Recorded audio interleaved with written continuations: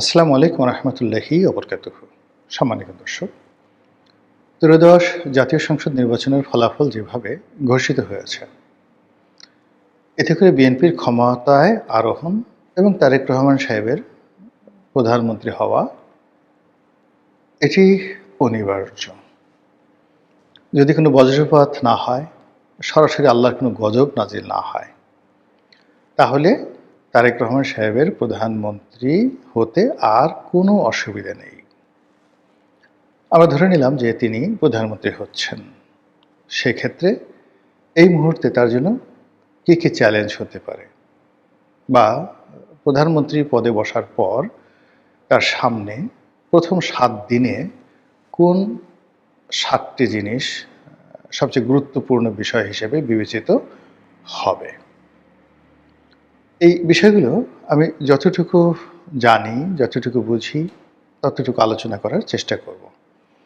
একই সঙ্গে যে জিনিসগুলো দেখা যাচ্ছে না, বোঝা যাচ্ছে না, কিন্তু অলানে ছাড়ে তার সামনে এসে উপস্থিত হতে পারে, সেই বিষয়গুলো বালা বলেন, মুসিবত বলেন, আকস্মিক দুর্ঘটনা বলেন, সেই ঘটনাগুলো তাকে স্মরণে রাখতে হবে। তার দুটো পার্ট, একটা হলো দৃশ্যমান রাষ্ট্রীয় সমস্যা, একই সঙ্গে দৃশ্যমান তার দলের সমস্যা। আর যেগুলো দৃশ্যমান নয় কিন্তু চেয়ারে বসার পরে হঠাৎ করে উপস্থিত হতে পারে, সেই সমস্যাগুলো নিয়ে খুব সংক্ষিপ্তভাবে কিছু কথা বলার চেষ্টা করব। আমার কাছে মনে হচ্ছে যে তারেক রহমান সাহেবকে যদি এই রাষ্ট্রের হাল ধরতে হয়, তাকে সবার আগে দেশের অর্থনৈতিক অবস্থা কোন পর্যায়ে আছে এটা বুঝতে হবে। আর এটা বোঝার জন্য প্রাইভেট যে ব্যাংকগুলো রয়েছে, আর বাংলাদেশ ব্যাংক, এটা গভর্নর নয়, ডেপুটি গভর্নর যারা আছেন, এক্সিকিউটিভ কর্মকর্তা আছেন, এরকম ব্যাংকিং সেক্টরের অন্তত ২০ থেকে ২৫ জন দিকপাল যারা বর্তমান দায়িত্বে আছেন। আর তার সঙ্গে সঙ্গে এখন দায়িত্বে নেই, কিন্তু ফাইন্যান্সিয়াল এক্সপার্ট ব্যাংকের সঙ্গে ছিলেন, কিন্তু মোটামুটি রিটায়ার্ড করেছেন বছর খানেকের মধ্যে। এইরকম ৩০ জন লোকের সাথে ১ থেকে ১.৫ ঘন্টা পরপর ৩-৪ দিন বৈঠক করে তাকে জানতে হবে যে এই মুহূর্তে টোটাল বিদেশি ঋণ কত, বাংলাদেশি ঋণ কত আছে ব্যাংকগুলোর কাছে, সরকারি কর্মকর্তা কর্মচারীদের বেতন হয় কিভাবে, এই বিষয়গুলো তাকে জানতে হবে। আর গত ১৭ মাসে কত হাজার কোটি টাকার মুদ্রা ছাপানো হয়েছে, এবং আগামী ৬ মাস রাষ্ট্র পরিচালনা করার জন্য তাকে আরও কত নতুন মুদ্রা ছাপাতে হবে, এই বিষয়গুলো তাকে নোট নিয়ে মুখস্থ করতে হবে, এবং he must have his own financial plan. Governor কি বলল, তার অর্থমন্ত্রী কি বলল, এগুলো শুনলে হবে না।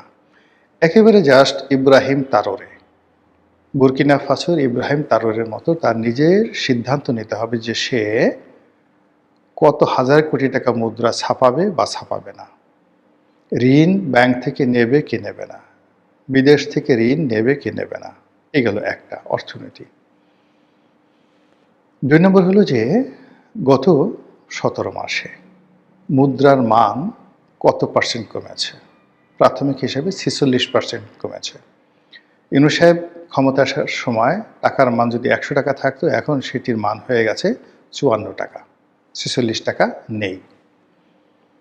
এই যে ৪৬ টাকা নেই, এর ফলে টোটাল আমানতে কি সমস্যা হয়েছে, জনগণের কাছে যে টাকা আছে সেটার কি সমস্যা হচ্ছে, স্বর্ণের বাজার কি অবস্থায় আছে, ডলারের বাজার কি অবস্থা আছে, এবং এই বিষয়গুলো কিভাবে তিনি সমন্বয় করবেন। এজন্য তার যাকে বলা হয় বিশ্বস্ত যারা অর্থনীতিবিদ রয়েছেন, ট্রাস্ট অর্দি, সৎ, অনেস্ট এবং আমলাদের মধ্যে রিটায়ার্ড, যাদের দীর্ঘকালীন সুনাম এবং সুখ্যাতি ছিল বা আছে, এরকম অর্থনীতিবিদদের কাছে এই দুটো জিনিস তাকে জানতে হবে। ৩ নম্বরে যেটি আছে সেটি হলো আগামী ৬ মাস আমাদের চাল, ডাল, আটা, ময়দা, চিনি, এটা রিজার্ভ কোন পর্যায়ে আছে, আমদানির অবস্থা কি, ভর্তুকির অবস্থা কী, জ্বালানি তেলের অবস্থা কী, বিদ্যুৎ খাতে ইমিডিয়েটলি কত হাজার কোটি টাকা তাকে পে করতে হবে। আদানি, সামিট থেকে শুরু করে অন্য যে সকল পাওয়ার প্ল্যান্ট কোম্পানিগুলো আছে তারা কত টাকা পাবে। এবারে বিদেশি যে ঋণ, সেই বিদেশি ঋণের সংখ্যা কত। শেখ হাসিনা যখন ছিলেন তখন 2 লক্ষ কোটি টাকা ছিল বলে আমরা দেখেছি। পরবর্তীতে এটা গত 17 মাসে নাকি এটা 23 লক্ষ কোটি টাকা হয়ে গেছে। How it is possible? এটা কি করে সম্ভব? এটা তিনি কি করে সামাল দেবেন? তাকে প্রতি মাসে কিভাবে এই বিদেশি ঋণের সেই অর্থ পরিশোধ করতে হবে, এই বিষয়গুলো তাকে খুব বোল্ডলি সিদ্ধান্ত নিতে হবে। আদারওয়াইজ বিদেশিরা এই যে সরকারের সাথে এই মুহূর্তে যে অবস্থাগুলো তৈরি করেছে, সেটা যদি তার জমানাতে চলতে থাকে এবং 1 মাস যদি তিনি এইভাবে চলেন, তার সরকারের জন্য অনিবার্য পতন চলে আসবে। এরপরে ফাইন্যান্সিয়াল যে দিকগুলো রয়েছে তার মধ্যে এই যে বিভিন্ন ব্যাংকের চেয়ারম্যান নিয়োগ করা, ডিরেক্টর, পরিচালক নিয়োগ করা, এখানে তাকে শতভাগ সততা নিয়ে দক্ষ এবং অভিজ্ঞ লোককে নিয়োগ করতে হবে। কোনো অবস্থাতেই দলীয় পাণ্ডা দেওয়া হবে না। যত বিশ্ববিদ্যালয়গুলো আছে তাদের ভাইস চ্যান্সেলরগুলোকে শিক্ষাক্ষেত্রে উইদিন 1 সপ্তাহের মধ্যে সবচেয়ে যোগ্যতম লোককে ভাইস চ্যান্সেলর নিয়োগ করতে হবে। এমনকি আওয়ামী লীগের লোক হোক, জামাতের লোক হোক, ডাজ নট ম্যাটার। শিক্ষাক্ষেত্রে সবচেয়ে যোগ্যতম লোককে ভাইস চ্যান্সেলর নিয়োগ করতে হবে, প্রিন্সিপাল নিয়োগ করতে হবে, প্রক্টর নিয়োগ করতে হবে এবং ওখানে মব 100% নিষিদ্ধ করতে হবে। তারপর সেটি হলো আইনশৃঙ্খলা। উইদিন 1 মাসের মধ্যে তাকে দৃশ্যমান আইনশৃঙ্খলার ব্যাপারে দৃশ্যমান ব্যবস্থা গ্রহণ করতে হবে এবং সেটা সেই আগের যে অপারেশন ক্লিন হার্টের মতো। গত 17 মাসে তিনি 8,000-এর মতো দলীয় নেতাকর্মীকে বহিষ্কার করেছেন। এই 8,000 নেতাকর্মীর বাইরে আরও যারা আছে, ধরুন 15,000, উইদিন 7 ডেজের মধ্যে তিনি তালিকা করে ফেলবেন। এই 15,000 লোকের মধ্যে দরকার হলে আলাদা জেলখানা বানিয়ে তিনি তার দলের এই অপরাধীদেরকে তিনি গ্রেপ্তার করাবেন। Does not matter who is he, হোক তার আত্মীয়ান্ত আপনজন। আর এই কাজটি যদি তিনি করতে পারেন, সারা বাংলাদেশ তাকে মাথায় করে রাখবে। আর এই কাজটি করতে যদি ন্যূনতম তিনি গাফিলতি করেন, অলসতা দেখান, তাহলে সর্বনাশ ঘটে যাবে। আরেকটি হলো তিনি লন্ডন থেকে যে গ্রুপটি নিয়ে আসছেন, সেই গ্রুপের সঙ্গে যারা বাংলাদেশে গত 17 বছর ধরে কষ্ট করেছেন, তারপরে ত্যাগ তিতিক্ষা প্রমাণ দিয়েছেন, জীবন তছনছ করে দিয়েছেন দলের জন্য, তাদেরকে মূল্যায়ন করতে হবে এবং কোনো অবস্থাতেই তার লন্ডনে গ্রুপ দ্বারা যেন দলের পরীক্ষিত নেতাকর্মীরা লাঞ্ছিত না হন, অপমানিত না হন, এই কাজটি করতে হবে। আর তার ক্যাবিনেট থাকবে, মন্ত্রিপরিষদ থাকবে, তিনি তার মতো করে করবেন, কিন্তু তার একটা কিচেন ক্যাবিনেট থাকতে হবে এবং সেই কিচেন ক্যাবিনেটে পরীক্ষিত তিনি যাদের মনে করবেন যে ভালো মানুষ, ভালো মানুষ মানে চোট্টা না, তারপরে ধর্ষণকারী নয়, দুর্নীতিবাজ নয়, মদখোর নয়, লেখাপড়া জানেন শুধুমাত্র অক্সফোর্ড হার্ভার্ডে না, মানে সত্যিকার অর্থে লেখাপড়া জানেন, আবার লেখাপড়া জানেন কিন্তু দাঁত মাজেন না, লেখাপড়া জানে কিন্তু মাথার চুল আঁচড়ান না, লেখাপড়া জানেন মুখ দিয়ে গন্ধ আসে, বগল দিয়ে গন্ধ আসে, পা মানে জুতার দিকে তাকালে বমি আসে। এরকম জ্ঞানী গুণীকে দিয়ে তারেক রহমান সাহেবের কিচেন ক্যাবিনেট হলে চলবে না।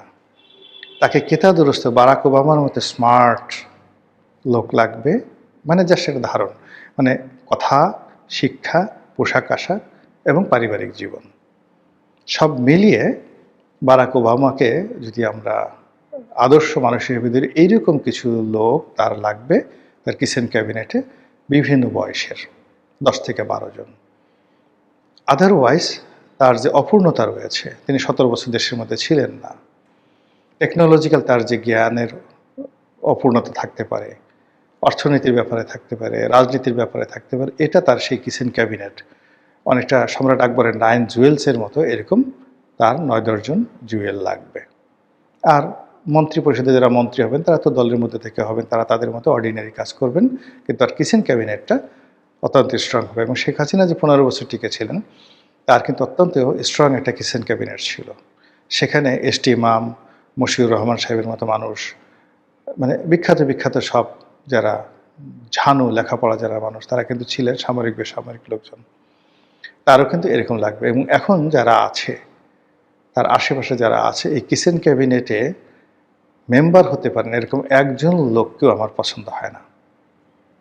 ফলে এই সমাজ থেকে তাদেরকে বের করতে হবে। অথবা যে সমস্ত লোক বিদেশে টাকা খেয়ে বিরাট একটা ভুঁড়ি আছে, বড় বড় কথা বলে, টাকা দিলে কথা উল্টে যায়, এরকম লোকজন যারা ডক্টর ইউনূস সাহেবকে ডুবিয়েছেন, বিভিন্ন রিপোর্ট করার নাম করে টাকা নিয়েছেন, তাদের কাছ থেকে তাকে দূরে থাকতে হবে। এগুলো হলো তার নর্মাল কাজগুলো। আর বিপদ আপদ আসতে পারে, সেটা হলো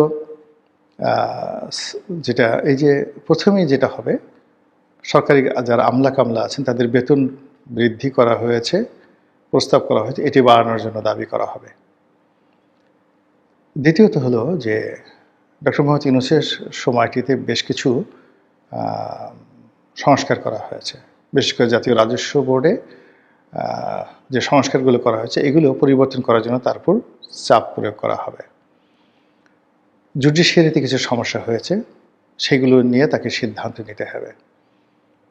আওয়ামী লীগের ব্যাপারে তাকে সিদ্ধান্ত নিতে হবে রাজনৈতিকভাবে। কোনো রকম বোগাস কথাবার্তা, তার কোনো লোক বলা যাবে না তার অনুমতি ছাড়া। তিনি যদি আওয়ামী লীগকে নিষিদ্ধ করতে চান, আওয়ামী লীগের উপর স্টিম রোলার চালাতে চান, তাদের উপর যে অত্যাচার করানো হয়েছে ঠিক একই অত্যাচার করতে চান, তো সেটা তাকে সম্মিলিতভাবে ওটার উপর স্থির থাকতে হবে। কোনো দোদুল্যমানতা নাই। শেখ হাসিনা যেমন একেবারে বিএনপিকে শেষ করবেন, তারপর জামাতকে শেষ করবেন, সেই ব্যাপারে তিনি ডিটারমাইন্ড ছিলেন। তাকে কনফিউজড করা যায়নি। তো তাকেও এই ব্যাপারে সিদ্ধান্ত নিতে হবে আওয়ামী লীগের ব্যাপারে তিনি কী করতে চান। তিনি যদি আওয়ামী লীগকে রিফাইন করতে চান, এস্টাবলিশ করতে চান, অথবা নিষিদ্ধ করতে চান, যে কোনো একটা ব্যাপারে তাকে আওয়ামী লীগের ব্যাপারে খুব স্ট্রং একটা সিদ্ধান্ত নিতে হবে, হোয়াট এভার মেবি। কিন্তু দোদুল্যমানতা সৃষ্টি হলেই তিনিও শেষ হবেন, তার দলও শেষ হয়ে যাবে। এর বাইরে ক্ষমতাসীন দল, তার দলের মধ্যে অন্তর্দ্বন্দ্ব, অন্তর্কলহ, যেটা 1991 সালে ছিল, সাত্তারের সরকারে ছিল, এমনকি শহীদ প্রেসিডেন্ট জিয়াউর রহমানের সরকারে ছিল। মন্ত্রীদের মধ্যে 2-3টা গ্রুপ ছিল। এবং এই যে তার ক্যাবিনেটে যদি 2-3টা গ্রুপ হয়ে যায় এবং এরা যদি সকাল বিকাল সমালোচনা করে এবং তার কাজে বাধা সৃষ্টি করে, তার ফেল হতে সময় লাগবে না। অন্যদিকে তার এমার্জেন্সি ফান্ড লাগবে, সামনে কালবৈশাখী ঝড় আসবে।